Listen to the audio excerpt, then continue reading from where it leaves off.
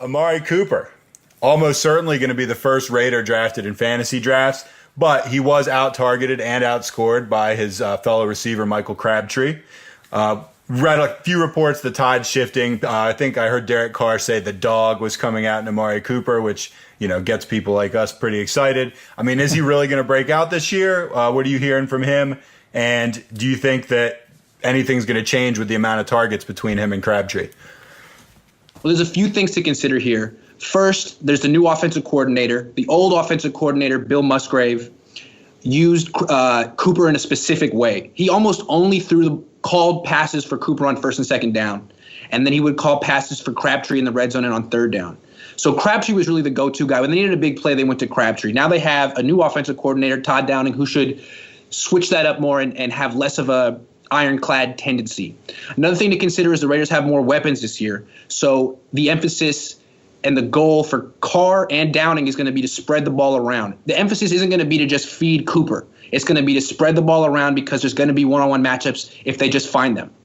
The final thing is, like I said with Lynch, Crabtree is similar. He's in his 30s, and while he's a good player, he really was gassed at the end of the year, and he was terrible in that playoff game.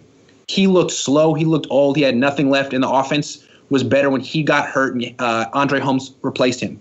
So they have to keep him fresh for the playoffs, just like they have to keep Marshawn Lynch fresh. So with that in mind, I believe that going over to Crabtree a little bit, they're going to have to not only throw the ball to him less, but play him less. He's going to have to see less snaps.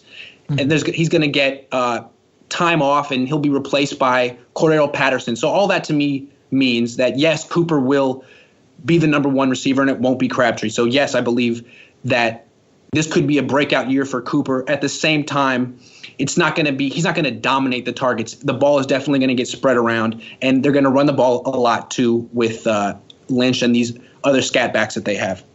So how do you see the numbers shaking out between those two receivers then, the two studs they have? That's a good question. Cooper should lead the team in targets. Clearly, he should have between 1,000 and 1,200 yards, but he's not going to be like – I wouldn't imagine him to be like a 120-catch guy with 1,500 yards. It's not going to be a one-person offense. It's going to be spread around.